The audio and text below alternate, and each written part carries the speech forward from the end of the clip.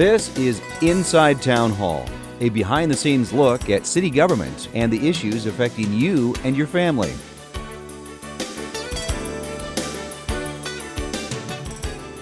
Thank you for joining us for this episode of Inside Town Hall. I'm your host, Madeline Shields. Coming up in the program, we talk about development opportunities in downtown Sioux Falls, specifically in the rail yard area. We'll have those stories and much more when we return. Hi, this is Dr. Healy with Falls Community Health.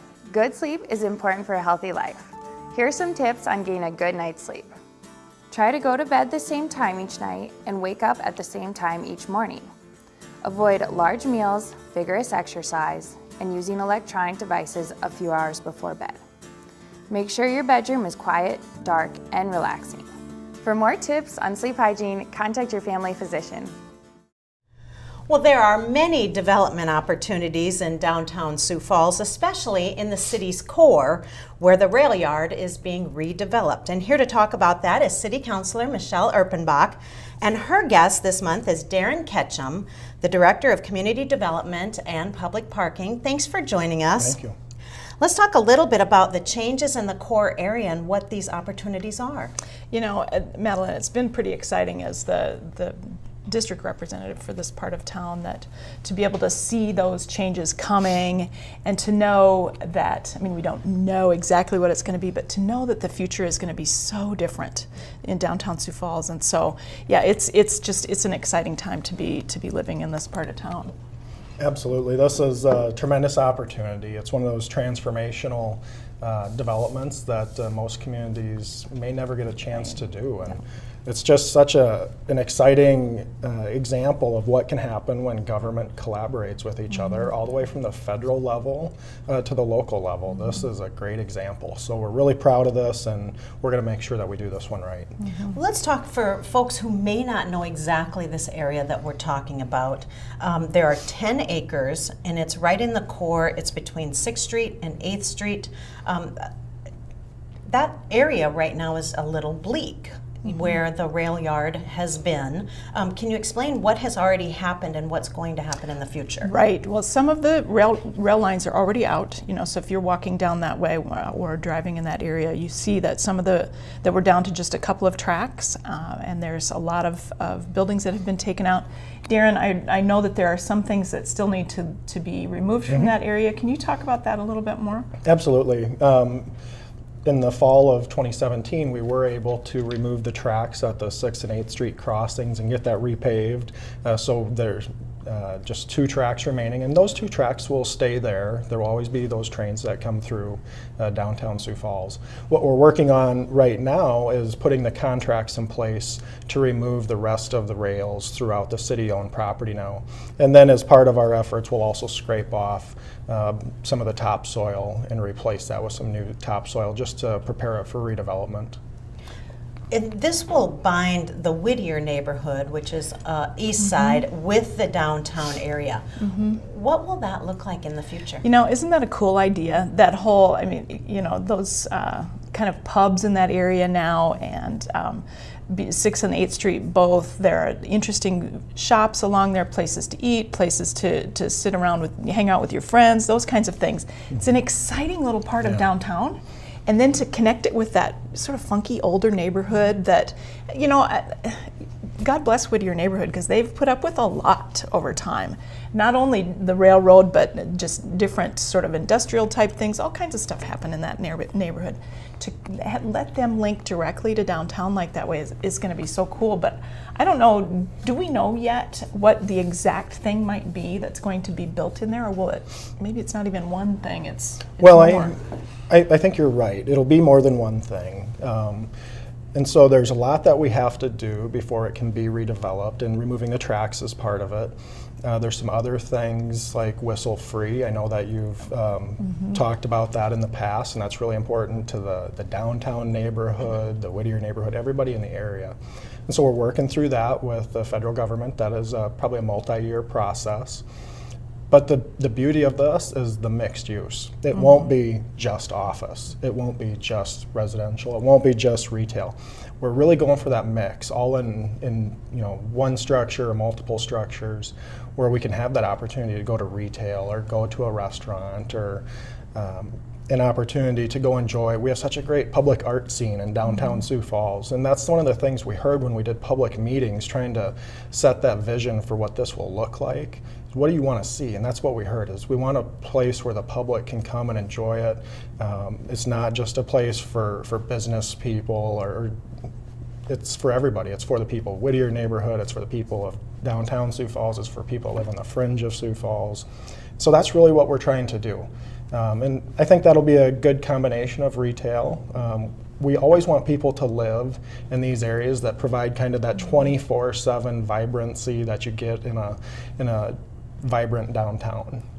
It's kind of interesting because when my kids are adults now, and so we'll prowl downtown once in a while and sit there at Monk's and kind of look out over that. Like you said, it's kind of desolate right now to look out across that, but then to kind of imagine what sort of urban feel might there be there, and what kind of maybe green spaces, but it really does kind of make you think of, downtown Minneapolis or downtown Dallas or wherever, those places where there's just really a lot going on. I think that's kind of the vision. But as you say, it's not something it's not planned out yet. It's not something we know exactly what's going to be there yet.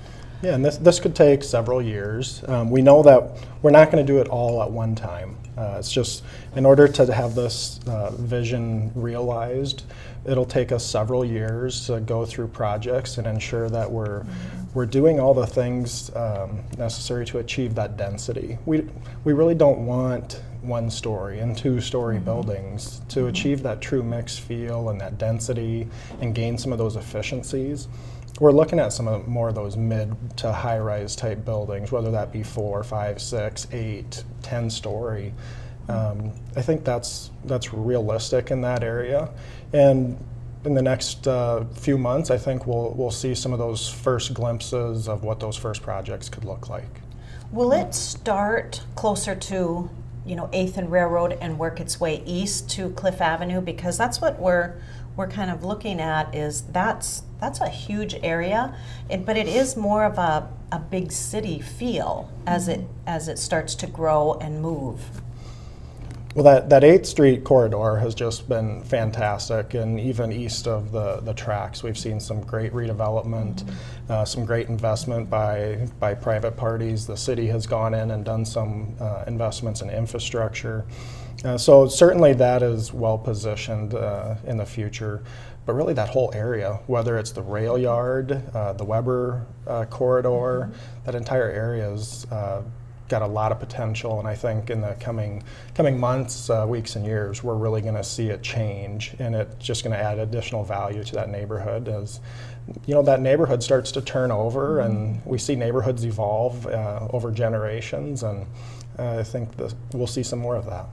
And it's a long, narrow piece. It is 10 acres, like you said, but it's long and narrow, so it has the potential to impact quite a bit of space along there, not just 8th and Railroad, but that 6th and Railroad area, and little to the north and south of those spaces. So, yeah, the potential along in there, and like you said, the Weber corridor too is a cool space that just, you think about sort of that industrial look that people are so into now, and sort of the retro things that we want to do with our design and decorating, that there's lots of possibilities. Well, and there's park space there as well. There are parks, and there are old buildings, and then there are some revamped buildings in that area. Right. One of the things that we've heard a lot about, sort of from a kind of a negative side, is that we always thought that all the tracks would be gone. And so I wanted to kind of talk about that a little bit, and that idea that, because it hadn't occurred to me either, that we do have to keep those tracks in there. Can you talk about why we have we still have tracks in there and that they will stay? Yeah, we're still going to have those 2 tracks coming through the heart of the city, and that's important to support the economic vitality of Sioux Falls. I mean, a century ago, the rail yard is really what helped Sioux Falls develop as a community and that industrial area that surrounded it. And so this is kind of that next evolution of the rail yard where we needed the trains more back then. Well, now this is going to continue to provide value to our community, but the trains will not go away. We're going to continue to see trains in Sioux Falls every day. The tracks, some of them will remain, but that's important to help ensure that we're delivering the goods, services that we need in this community. And so I don't think that you'll see less trains in Sioux Falls as a result of this, but maybe you'll see less of that switching that used to occur in downtown. That'll be not located in the heart of our city. Right. Well, and the other piece of it for me that was so surprising was that we still have businesses that use the trains deliver goods to them. They use it to manufacture or whatever, or they ship their product out. That's going on in Sioux Falls. I mean, we need rail access for our businesses in Sioux Falls. Absolutely. One of the things that we market as a community, especially with 820 acres out in Foundation Park, is rail access. A lot of communities cannot offer that, and so that gives us a competitive advantage that others don't have. And so rail access is a great thing for Sioux Falls. Now, we're constantly looking at ways that we can improve the efficiency of our city. And one of the things that Councilor Erpenbach and I have talked about in the past is whistle-free. I mean, I think everybody, at least I appreciate and enjoy that kind of metropolitan feel of the train kind of going through, and you do have some of that noise. That noise is going to continue to exist, but we're trying to work so they don't have to blow their whistles as they come through downtown. And like I said, that's a multi-year project. Right now we've identified at least 3 crossings that we would have to do some investment in, and we're working with the Federal Railroad Administration to really get a good idea of what design requirements exist, and then truly what capital investment is needed, and the city will be responsible to do that. So then synchronizing that with our CIP capital plan will be some of the things that we continue to work on for the next several months. That's one of those things that, I mean, I was elected almost 8 years ago, and that was one of the first things people would say to me. Can you get those trains to stop whistling at 2 o'clock in the morning? Sure. Yeah. But it is. Darren and I have talked about it before, and it's one of those things that it's kind of a goal for not only those folks that live right there, but the folks that live, farther out. If you're awake at 2, it's going off. You can hear it. Is it something that you can use with the arms that come down that would replace that whistle, or what kind of technology is out there? Well, a little bit beyond the drop arms that you see at several rail crossings. They're a little beefier, have some ability to prevent maybe pedestrian access in there. So that's really what we're working on with the Federal Railroad Administration, and trying to identify truly what is the exact requirement that will help us achieve that whistle-free. And that's one of those things that we think will help increase the quality of this development.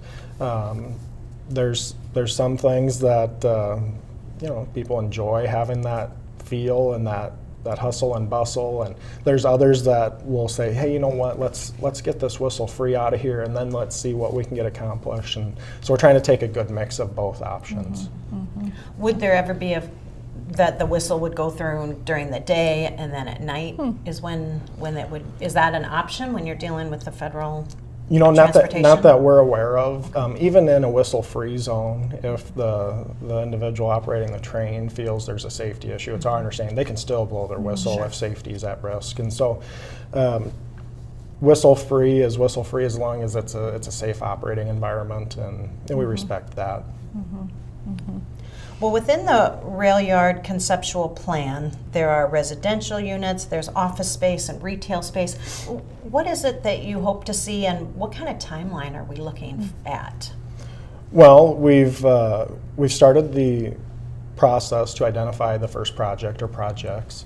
And right now we're looking at, I would say in the first half of 2018, we should definitely have that first project identified and bring to the City Council for their consideration, because we are selling city property.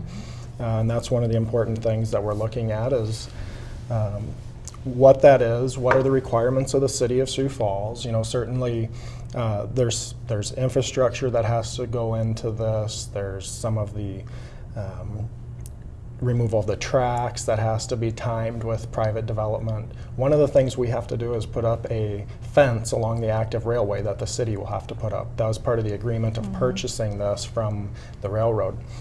And so I think we'll see more of that in the next few months.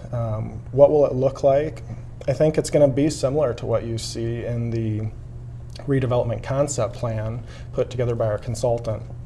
You're going to see that nice mix of commercial space. You're going to see people living in downtown. You're going to see access to some outdoor space.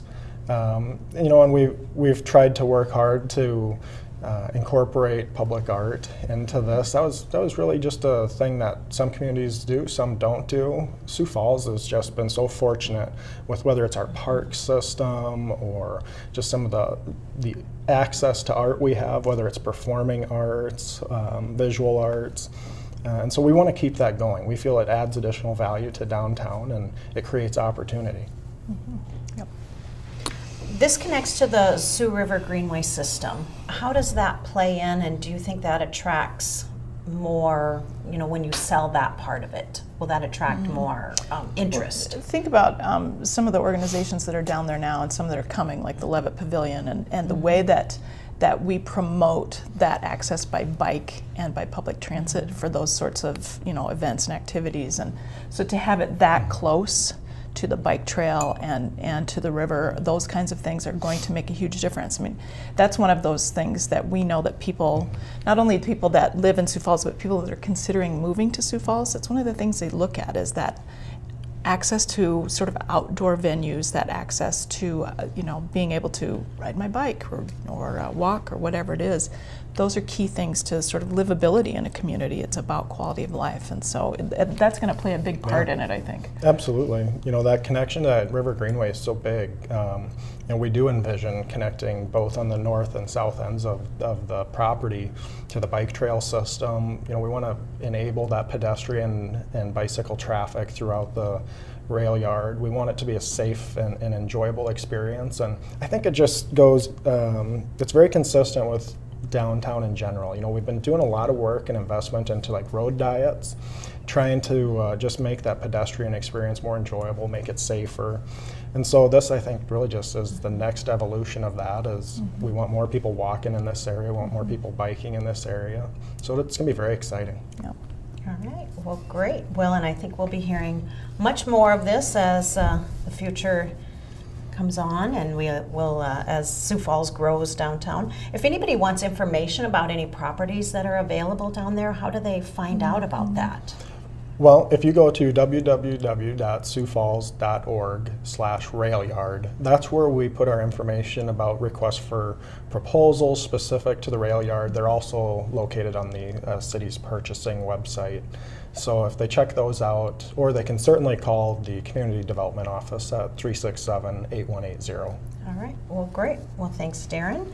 And we're going to keep Councilor Erpenbach here, and we'll be back in just a moment. Cleaning sidewalks after a snowstorm helps ensure the safety and mobility of our entire community. This is important especially for senior citizens and people with disabilities. What's inconvenient to you might be dangerous or even life-threatening to them. Be sure to shovel your sidewalk edge to edge, and if your property has a curb ramp, be sure to clear that entirely as well.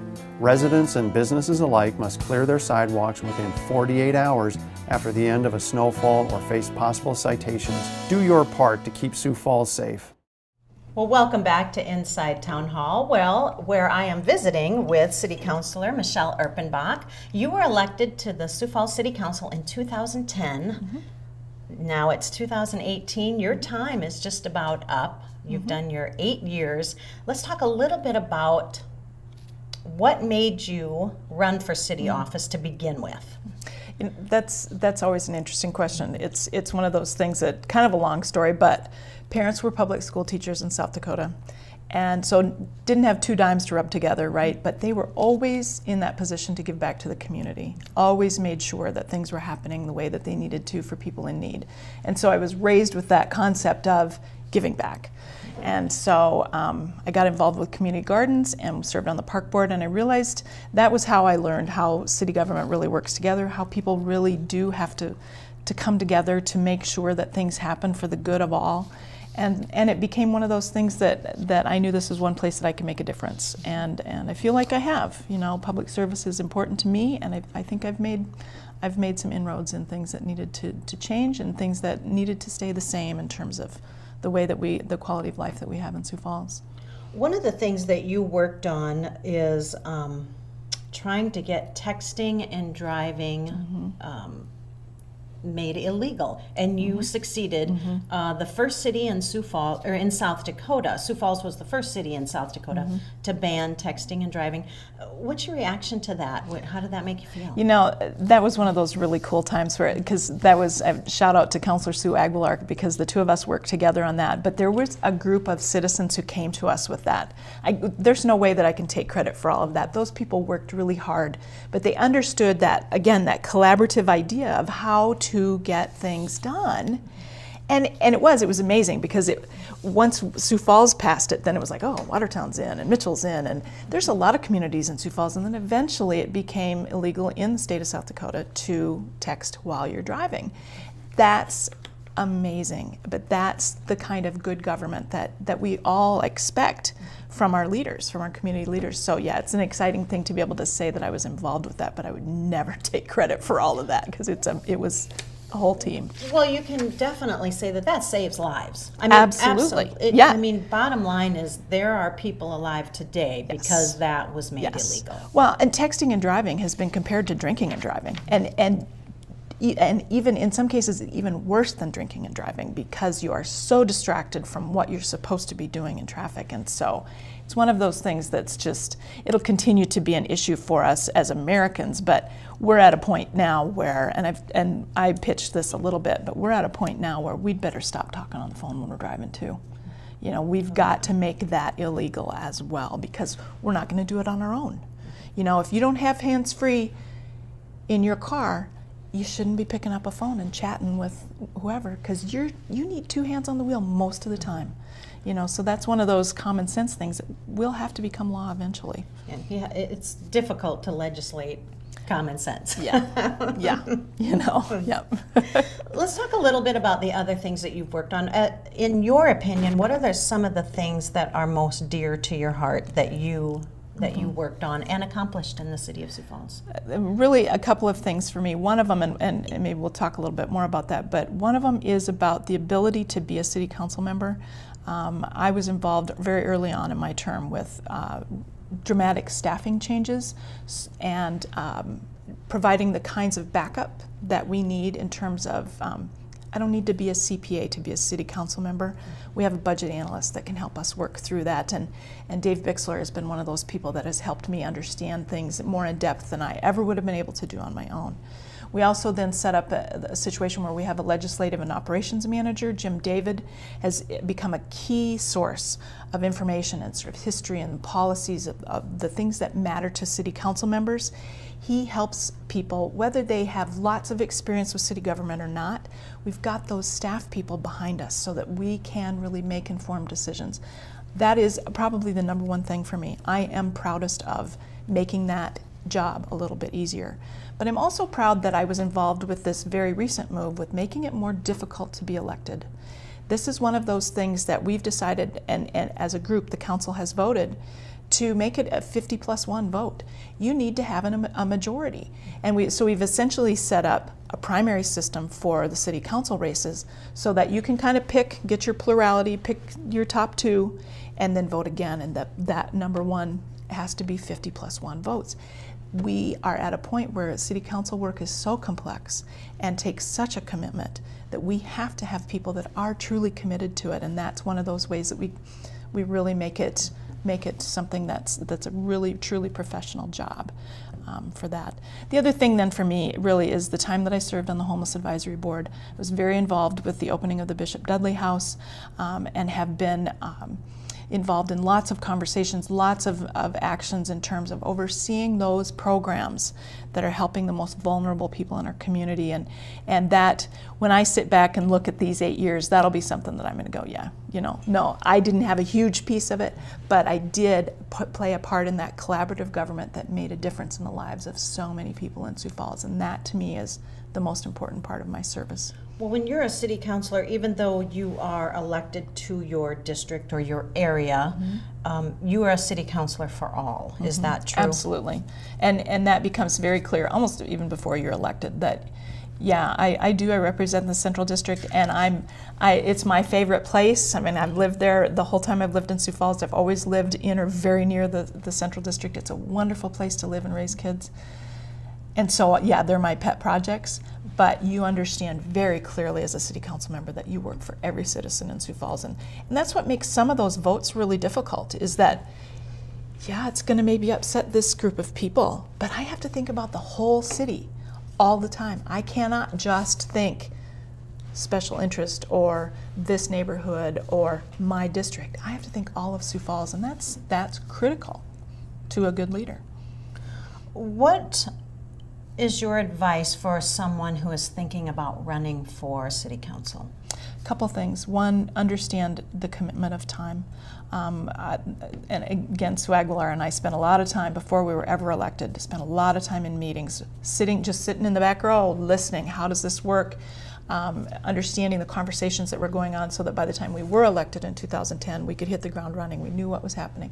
So understand very clearly the time commitment is not some easy 10 hours a week. It's a part-time job, though. It absolutely is. It's 15 to 20, Right. 15 to 20 hours a week average. Sometimes during budget times it's more than that. Yeah, it's a big deal. The other piece of it for me is most critical is make sure that whoever the significant people in your life, whoever they are, that they buy in as well, that they support you.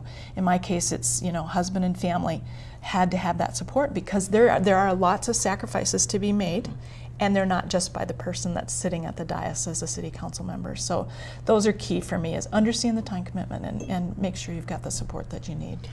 The point I was making was it's a part-time job, but it probably never leaves you. No, absolutely not. It's always at the forefront of what's happening. Yeah. I always say I have a lot of conversations in the grocery store. I'm not talking about my dog in the grocery store. I'm talking about city council, what'd you do last night, those kinds of things. Yeah, you're always Councilor Erpenbach. You're Michelle at home maybe, but you're always that city council member. What do you see some of the challenges that the city of Sioux Falls is facing into the future? Two really critical ones. Number one is sales tax. This is not a joke. This is not some sort of fantasy that we're all living in. Sales tax dollars are down for the city of Sioux Falls and for the entire state of South Dakota. We have to figure out a sustainable taxing source for our communities and for our state. We have to get to the point where we understand that, number one, we're an ag economy. In Sioux Falls, we rely on whatever happens when the ag economy is tanking, our economy is tanking. It's reality. And the other thing is online shopping. And until the last couple of years, I was the worst offender. I mean, I've got Amazon boxes stacked to the ceiling, right? But we have to understand that our shopping habits make a difference in how quickly the potholes get filled in our streets. So that piece is really critical in terms of, we got to figure out, again, sustainable taxing system. Second thing for me really is then about those development issues that we've talked about. We have to continue to understand how to grow and how to grow progressively. We cannot continue to sit back and say, yeah, let them come. If they come, great. If they don't, whatever.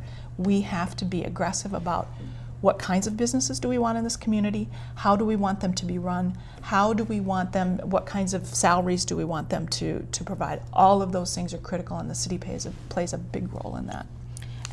Well, I'd like to tell you thank you for your service, and what's next for you? I'm going to actually, my term is up. We're term limited 2 terms, as you said, done in May. Going to take a trip with my husband where I don't have to be back on Tuesday, and do some reflecting. I've had other colleagues on the council previously who have said, just take a year and just kind of see what else is out there, and so you kind of have to get back to that point where you know who you are and and are ready to take that next step. So going to hang out a little bit. Okay. Well, and you're not done yet, so you've got a few months There left. yeah, exactly. I'll be working through, and there's lots of things going to happen in the next few months with the City Council. All right. Well, thank you. Thank you for Absolutely. Thank being you. here today, and thanks for your time on the City Council. If you have any questions of what's going on in the City of Sioux Falls, or if you would like to get snow alert, you can sign up for texts and emails right on the Sioux Falls website at siouxfalls.org. That's our time. Thanks for watching.